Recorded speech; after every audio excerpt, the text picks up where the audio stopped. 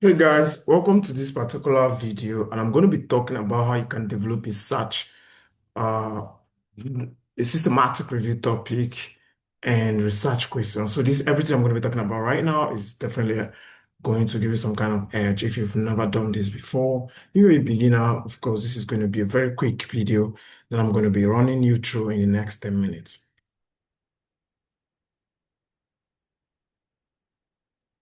Now, the first thing you need to actually understand is that at the end of this session, it's not really going to be 40 minutes. You're going to have the knowledge and the practice to build a strong foundation for any systematic review.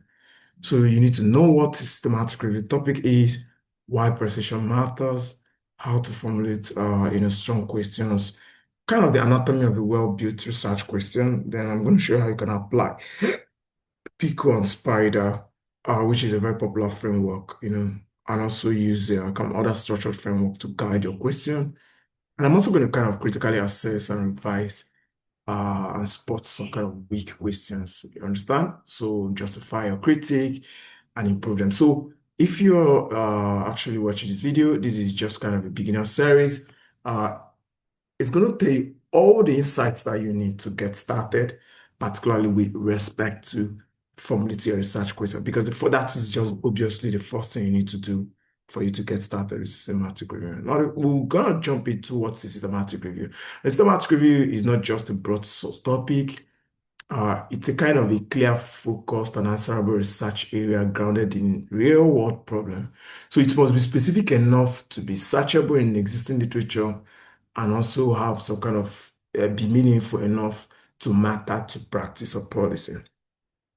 So let's take, for example, you're working at systematic review and you're like malaria in Africa. That's a lot, okay?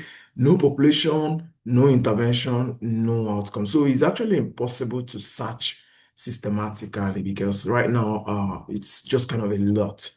Now, but let's take, for example, now you have something like effectiveness of insecticide-treated nets in reducing malaria incidence in children under 5 in sub-Saharan Africa. Now, if you look at this question here now, there is a clear specific population, there's a clear intervention, there is defined outcome, and there is bounded geography. Now, let's take a look at what they are. Now, for the population group, now you see that we have children under 5. For the clear intervention, we have insecticide-treated nets. For defined outcome here, we're talking about malaria incidents, and then for geography, we have Africa. So this is just how a research quiz, a good topic should be. A good topic is not too broad, unfocused, and is not too narrow, but the aim is for it to be very sweet. Now, what makes a good research question? That's what I'm going to ask you. Now, because there are definitely a lot of questions that are actually going on every day, right? And a strong research question is the backbone of your entire review. It determines what you search for, what you include, and what conclusions you can draw. So here is what to look for. It has to be clear and specific. Don't make it ambiguous. There should be no ambiguity about what is being studied, right? It has to have a focused population. What exactly are you studying? Are you interested in the age, condition, or setting? You need to actually make it very focused. And there needs to be kind of a defined intervention. What exposure, treatment, or factor is being examined? And also another thing is there needs to be a kind of a measurable outcome. What are you expecting, or do you observe, or what do you really want to quantify? And again is what it has to be feasible and researchable. Is enough literature available to actually conduct this review? These are actually the things you need to look out for you to get a very good research question. So if your research question meets all of these criteria, of course, you're on the right path. Now, the next one we're going to look at now is some of the mistakes a lot of people do make for you to formulate a research question. First of all, could be that maybe you're trying to spot what's wrong with this question. These are the real patterns that trigger up a lot of beginners. Maybe it's too broad. What is the impact of healthcare on patients? No population, no intervention, no outcome. Where would you even begin to search from if you're trying to look at this kind of question? Another thing is it could be vague. What are the effects of something on someone? Every word should be defined. So if it's undefined, then this cannot be systematically answered. Again, another thing is maybe there is no clear population group. In a situation where you have a question like, does exercise improve health? Who are the people? Is it children or is it elderly? Is it diabetes? everything just has to be defined, and then what are the outcomes? So these are the things you need to make sure you spot out to have a very good question for your systematic review. Now, the next one is now we're going to look at the framework, right? The PICO framework. So this is one of a very good uh, framework. Usually we consider it as the gold standard for structuring research questions, mostly in quantitative studies, because a lot of you here might want to conduct maybe a type of quantitative study or the other. But the truth is that if you're trying to do something like maybe randomized control trials or intervention studies, each letter locks in a critical component in your question. Now, we have P for population. What are the participants? You cannot tell. Maybe sometimes it could be by condition, or is it by age? Is it by setting or demographics? Could be even be I intervention, what treatment program or exposure is being applied or studied.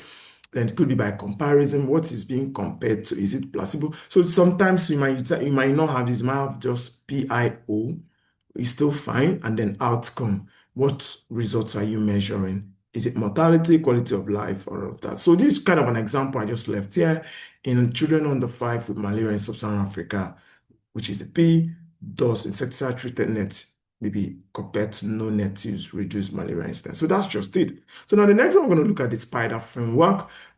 This is usually used for qualitative or mixed method research whenever you're trying to kind of explore experiences, perceptions, or attitudes rather than measuring interventions. It's specifically valuable in mental health, patient experience, and social research.